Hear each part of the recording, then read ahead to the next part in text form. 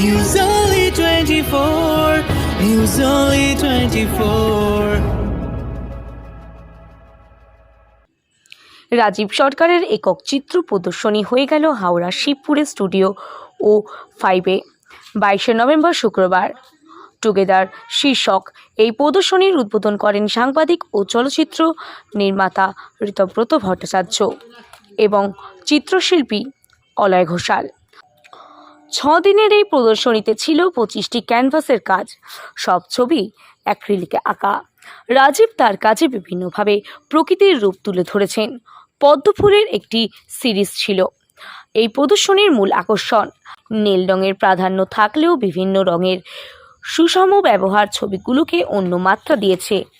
কিছু গোলাকৃতি ক্যানভাস এবং কিছু ছবিতে গোলাকৃতি স্পেস ও লাইনের ব্যবহার কম্পোজিশনের সামঞ্জস্য বজায় রেখেছে। রাজীবের আঁকা প্রতিটি ছবি দর্শকের প্রশংসা কুড়িয়েছে। নমস্কার, আমার নাম রাজীব সরকার। আমি ধানবাদ, ঝাড়খণ্ড থেকে এসেছি। আর এটা আমার 6 নম্বর সোলো এক্সিবিশন। আর দ্বিতীয় কথা হলো কি, আমার যে এক্সিবিশন, সেই এক্সিবিশনটার টাইটেলটা হলো আপনার টুগেদার। টুগেদারটা কেন? আমি আমার যে কাজ আছে সেই কাজ আমি লোটাস সিরিজের উপরে কিছু কাজ করছি। এবার লোটাস সিরিজটাকে আস্তে আস্তে কীভাবে একটুখানি চেঞ্জ করে, কালার কম্বিনেশন থেকে শুরু করে তাদের এলিমেন্টস থেকে শুরু করে সব কিছু চেঞ্জ করে একটু কন্টেম্পোরারি হিসেবে যতটা চেষ্টা করা হয়েছে করেছি।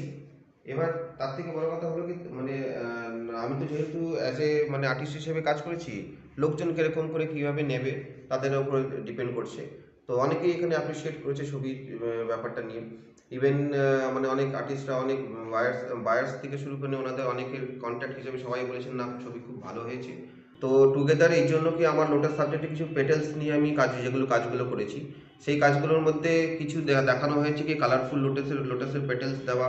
সেটাকে আমি চেষ্টা করে চলেছি কি আপনার বিভিন্ন রঙের তো মানুষ হয়, তো সেই রঙের মানুষ দিয়ে আমি সেটা সিম্বলাইজ করেছি। আর তার মধ্যে কিছু বেসিক্যালি একটা লোটাস সাবজেক্ট দেওয়া, সেটার সাথে কিছু কিউবিজম সাবজেক্ট ম্যাচ করা, কিছু ট্রান্সপারেন্ট কালার দেওয়া আছে।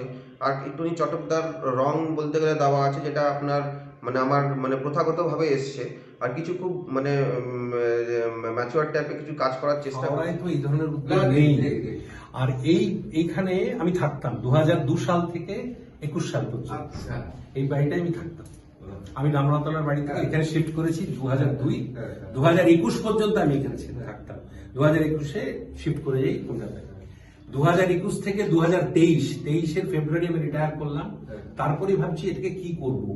এটা আমি বিক্রিও করতে দিচ্ছে না আমাকে বাড়ির থেকে, আর এখানে কোনো ট্রেডিশনাল ভাড়াও দেবো না। ঠিক তো কি করব তখন এই অদিতি, সুব্রত আর এই সৌমিত্র করের দাদা পাঠকর, এদের 3 জন আর আমি মিলে আমরা ঠিক করলাম এরকম একটা জিনিস কিছু করে দেখি কি হয়। অসাধারণ।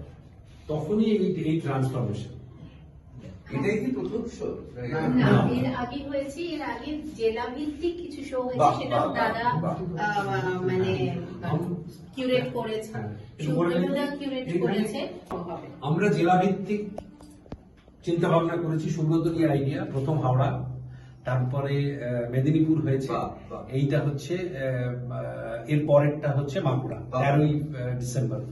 আর তার মাঝে মাঝে আমার কিছু কিউরেটেড শো থাকবে, যেরকম আমাদের সুব্রত, এটা একটা নজর কাড়া শো হয়েছিল 13 জন সুব্রতকে নিয়ে। তো এবার আরো সুব্রত অ্যাড হবে, আর ওটা সারা বছর চলবে 3 দিন করে। হ্যাঁ, প্রত্যেক মাসে একজন করে সুব্রত। আর রাজীবের মতো যারা আসবে এর মাঝখানে শো করতে চাইবে, দেখতে চাইবে, করতে চাইবে। আর এর মাঝখানে আরেকটা আছে নতুন প্রজন্মের জন্য কল্পতরু। কল্পতরু সেখানে আমরা 2টো করে ছবি নিচ্ছি, 18x24। হ্যাঁ, দেখেছেন। হ্যাঁ, ওইটা নিচ্ছি, নিয়ে ওইটা অ্যাওয়ার্ডও থাকবে ওটাতে। আমি কয়েকজনকে শেয়ারও করে দিয়েছি। আমি একসঙ্গে একটু অ্যাড করি, এই বাড়িটা, এই ফ্লোরটা তো আমরা যেরকম এইটুকুন জায়গা কনভার্ট করেছি, হয়তো ভবিষ্যতে ভেতরটাও কনভার্ট করব।